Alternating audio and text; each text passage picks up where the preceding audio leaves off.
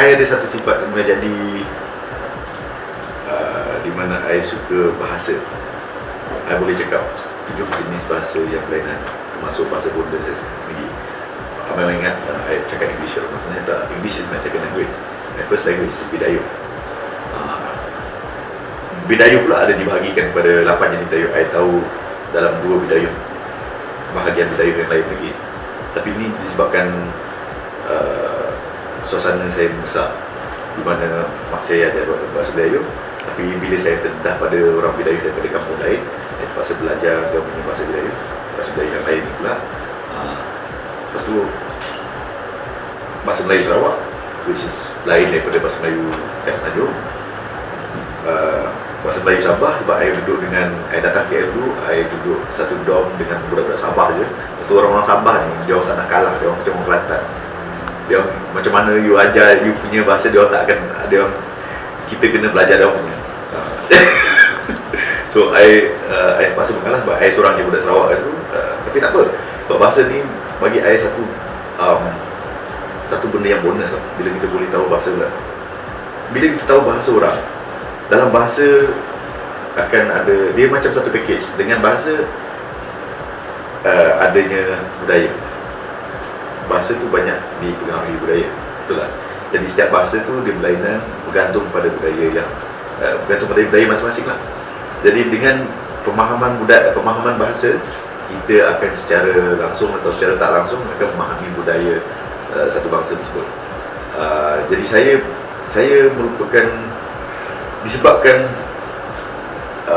suasana pembesaran saya agak pelik sikit, sebab saya dibesarkan dalam satu keluarga yang pelik, di mana mak saya dia bekerja untuk, masa tu dia bekerja sebagai tukang masak untuk seorang padri yang berasal daripada Glasgow, daripada Scotland. Jadi pembesaran saya tak tahu macam ni, sebab mak saya sebenarnya ibu tunggal. Jadi saya tak ada bapak time tu tau. Jadi bapak kepada saya adalah yang padri daripada Scotland ni. Tapi masa tu saya tak fikir lah, saya tak ada menyoalkan diri saya atau menyoalkan mak saya, kenapa yang ni nak cakap, ni memang mak, tapi ni nak cakap bapak pun tak juga. Lepas tu mak saya ambil pula anak angkat seorang lagi. Lepas tu bila mak saya dah berhenti kerja untuk padri ni, tuan balik kampung lain pula, saya punya suasana membesar tu lain lagi. Dan saya sekolah pula dekat sekolah Cina. Jadi macam saya membesar melalui mengalami budaya-budaya yang berlainan, dan secara langsung ia telah mengefek hidup saya lah. I jadi obses terhadap orang, I jadi obses terhadap budaya orang yang berlainan. Jadi daripada situ, baru habis je sekolah kat sana, saya datang KL. Kalau KL pula lain. KL kita duduk dekat asrama pula kan, kita paksa blend in dengan orang-orang yang ada kat situ. Dan first time saya datang KL, sebelum saya datang KL, bahasa Melayu saya memang baku nak mampus punya kan. Bila datang KL, macam kita cakap dalam bahasa TV lah pula kan, bahasa yang tak baku. Bagi orang Sarawak ni, kalau orang Semenanjung cakap bahasa Melayu, kita bagi macam kita orang akan refer sebagai bahasa TV.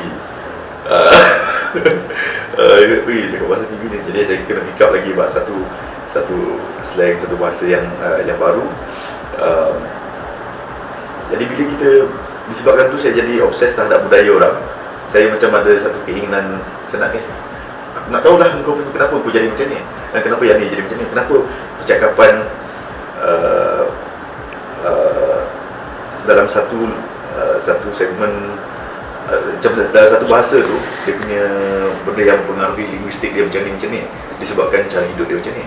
Jadi I suka buat perbandingan dan kajian I sendiri, walaupun bukan secara formal. Tapi ni telah menimbulkan satu minat terhadap background orang yang berlainan. Jadi daripada minat tu, yalah, kita tak akan belajar benda selagi tak ada minat. Daripada minat tu datangnya minat tu lah, saya ada niat nak belajar bahasa ataupun logat orang yang berlainan, bangsa yang berlainan. Jadi pembelajaran bahasa tu datang secara semula jadi itu saya. Dan mungkin juga disebabkan kecenderungan saya terhadap muzik. Saya percaya yang Igo pun boleh relate juga. Orang yang minat muzik ni, dia akan secara langsung akan senang nak pick up bahasa, senang nak pick up cara orang cakap, sebab dia peka melalui telinga kan. Jadi saya rasa benda ni semua main dengan peranan lah. Kita punya minat terhadap muzik, minat kita terhadap ingin tahu latar belakang seseorang, budaya orang, bahasa orang, semua ada sangkut pautnya.